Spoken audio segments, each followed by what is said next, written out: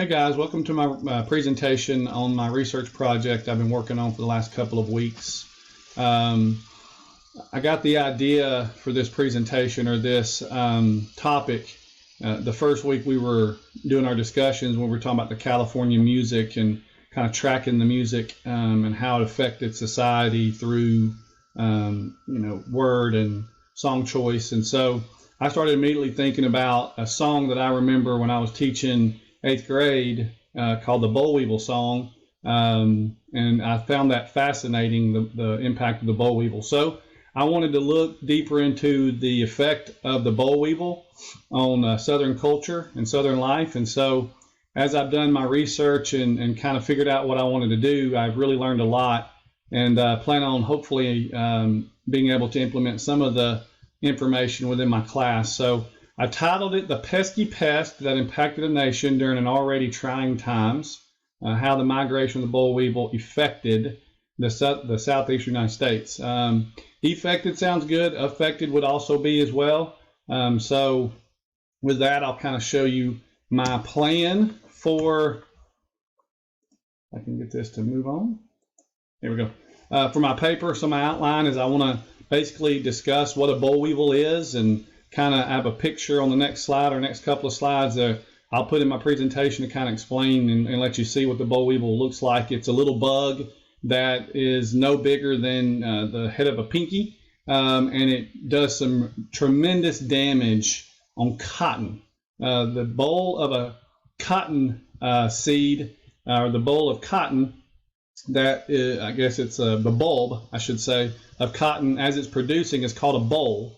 And this little bug weevils its way into this boll, hence the name boll weevil. And so it's got this long snout, and it only feeds on cotton when it's producing in the boll. And so that's why it's so devastating, is you plant your cotton and it doesn't really show up until the boll is present, which is where the cotton's beginning to be produced, and it bowls its way in there, or barrels its way in there, and it creates a living space and eats your cotton. And so when cotton's production is at its peak, you don't get any cotton production. So I wanted to look at what the impact of this pest, this invasive species, was on the Southern economy. So I will look at the economic outputs. I found a pretty good resource that will help me look kind of by county. I'm not going to go too deep, obviously. I'm not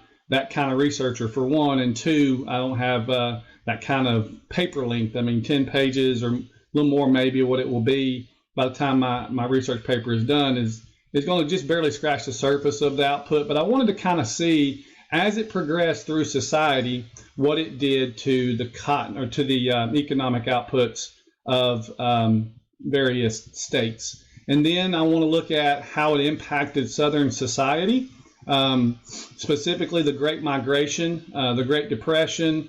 I found a really cool article on how it had a positive impact on child educational attainment, which was kind of interesting. So I plan on putting that in my paper and discussing that at length as well. And then I want to look at the impact of it on art and culture. I kind of got this idea as we was reading about the kudzu and looking at how the invasive species that it is and how negative it is, but how it impacts society. So I found out there is a monument in Enterprise, Alabama for the boll weevil, the only monument in the world that discusses or looks at, or I guess really memorializes, a pest. And then there's a song. There's actually several songs, which once again is why I started even thinking about this research and looking at it. And so these songs kind of progress through society, but the one that I remember the most is a guy by the name of Brooks Benton, and he sung the boll weevil song, which I will have and play on here at the end of this presentation. And then I also have found like a true art painting of the boll weevil and the kind of southern impact of it. And so I found that interesting. I mean, it's in a collection in Washington, D.C. that's pretty highfalutin. And then I wanted to look at what's the efforts today? What does it look like today? So I found a really good resource for that that's got some charts showing kind of the way we begin to eradicate this nasty animal. So as we go through, I'll go a little faster.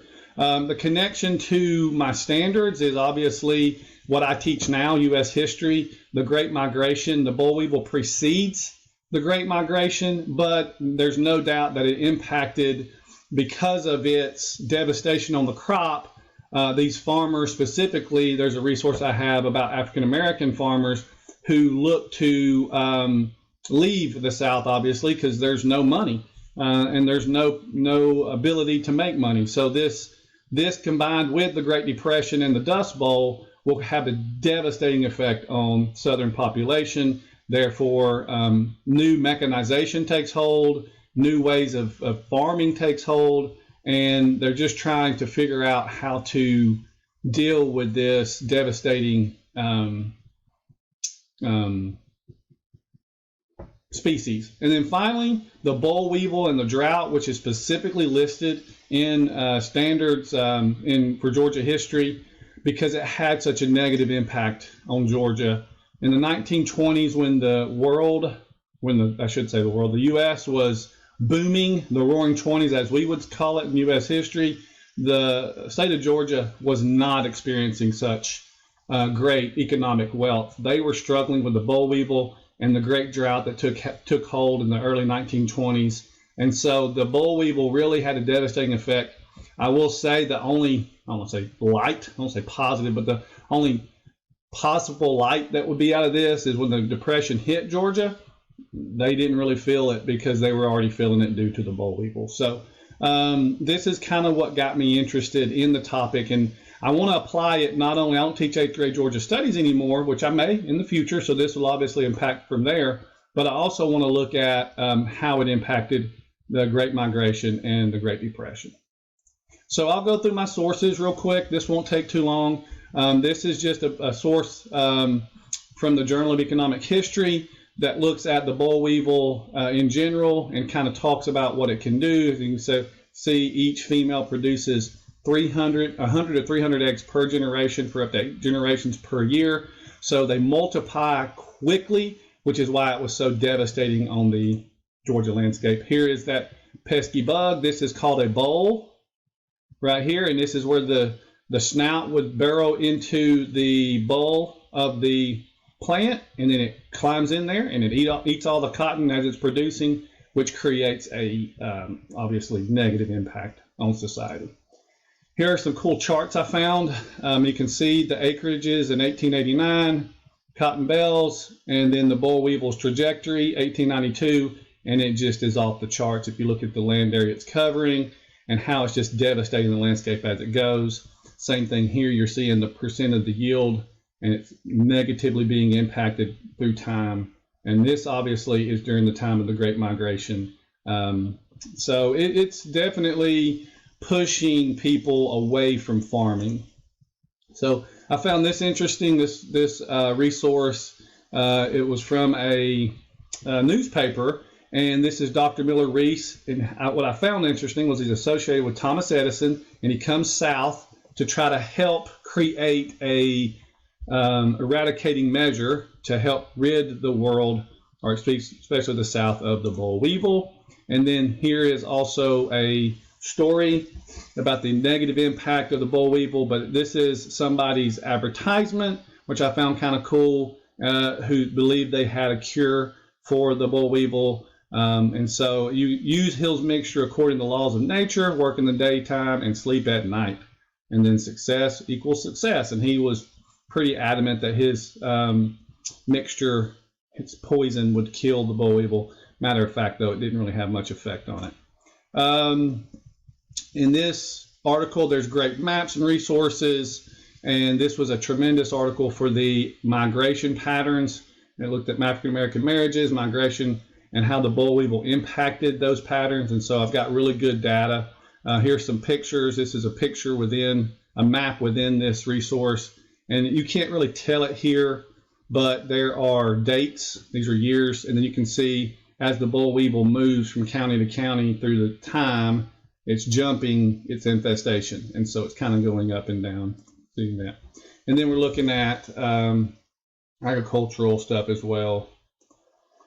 And then we're going to get into the Southern Society. I want to look at the migrating patterns of what it did and how it affected society as it goes. This is also about the ability to feed and destroy cotton, kind of things we've discussed. Let's go to the art and culture. This is art and culture.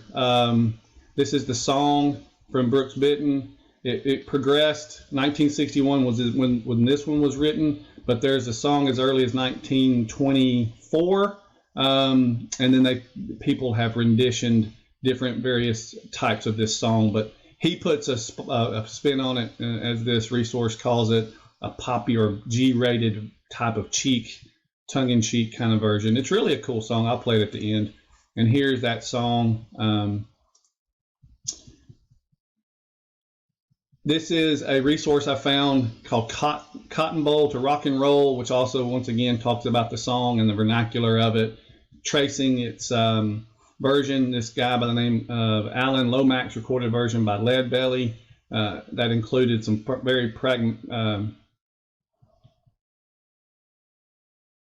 can't think of that word. I can't even read it. So, and so this just talks about this kind of just tracks the song through time, and as it progressed, it kind of, the first one is from Mississippi, and then the Brooks Benton one is from Georgia.